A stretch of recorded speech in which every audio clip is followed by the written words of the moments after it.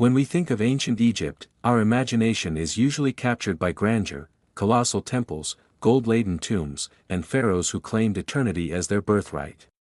Yet behind this polished image lies a more fragile reality, one of corruption, economic crisis, and human desperation. Few sources expose this reality more vividly than the trial of the tomb robbers, a set of court transcripts from the late New Kingdom that read less like sacred history and more like a modern crime investigation. These documents, dating primarily to the reign of Ramesses IX, 20th Dynasty, circa 1126 to 1108 BCE, reveal an Egypt under strain. The divine order, Mot, was faltering, and even the resting places of kings were no longer safe. Tomb robbery was not merely a criminal act, it was a symptom of systemic decay. A kingdom in decline. By the late New Kingdom, Egypt was no longer the imperial power it had been under Thutmose III or Ramesses II. Foreign territories were lost, trade networks weakened, and the state struggled to pay its workers.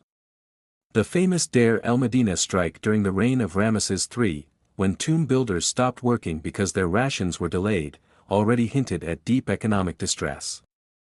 In such an environment, the royal necropolis of Thebes became a tempting target.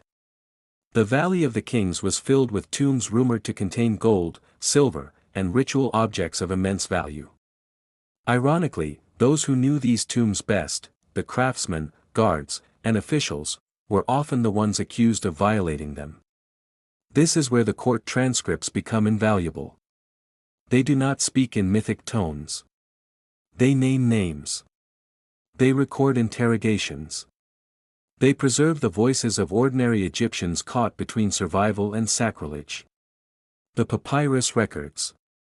Our knowledge of these trials comes mainly from several papyri, the most important being Papyrus Abbott, Papyrus Amherst, Papyrus Mayer A, Papyrus BM 10052. These documents record official investigations ordered by the central administration to determine whether royal and elite tombs had been violated. What makes them extraordinary is their bureaucratic precision. Each tomb is inspected, witnesses are questioned, and verdicts are delivered with almost forensic care. To a modern reader, the tone feels uncannily familiar: accusations of cover-ups, rival officials undermining each other, confessions extracted under pressure, and committees attempting to protect their own reputations.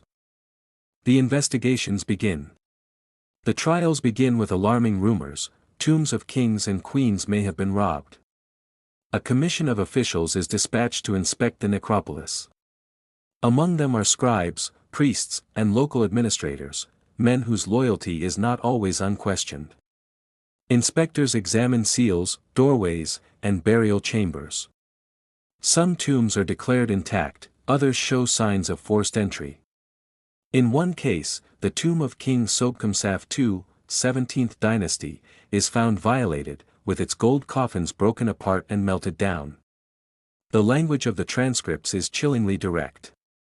Robbers describe how they tunneled into tombs, smashed coffins, burned wooden elements to extract gold, and divided the loot among accomplices. The dead, once divine, are reduced to raw materials. Confessions and coercion.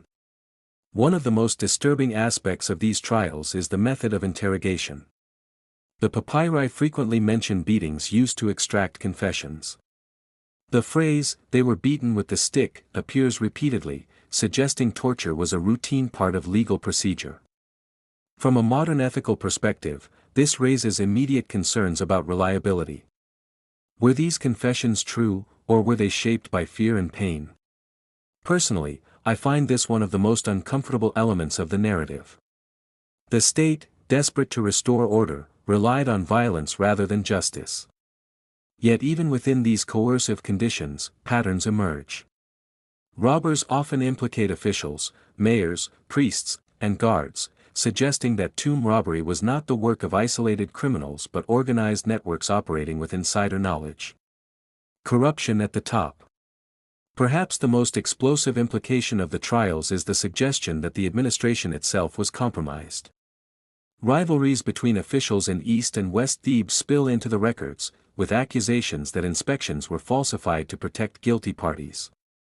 Papyrus Abbot, in particular, reads like a political document. Some scholars argue that it was written to defend the reputation of certain officials, emphasizing that major royal tombs were intact while subtly shifting blame onto lower-status individuals. This is where history becomes almost contemporary. We see how institutions under pressure prioritize appearances over truth.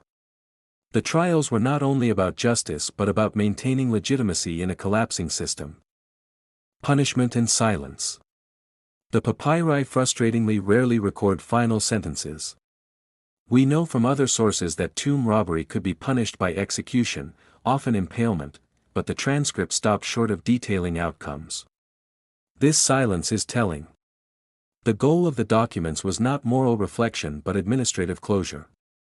Once guilt was established and blame assigned, the system moved on. The dead remained disturbed, and Egypt continued its slow descent into fragmentation. Why these trials matter? The trial of the tomb robbers matters because it strips ancient Egypt of its timeless perfection and reveals a society grappling with decline. These texts show us that even civilizations built on eternity are vulnerable to hunger, corruption, and fear. In my view, these transcripts are among the most human documents Egypt ever produced. They show not gods and kings, but clerks doing damage control, workers risking sacrilege to feed their families, and officials struggling to hold together a world that no longer functioned as promised. They also remind us of a paradox: the obsession with preserving the dead ultimately failed, but the written word endured. Tombs were violated, gold was stolen, but papyri survived to tell the story.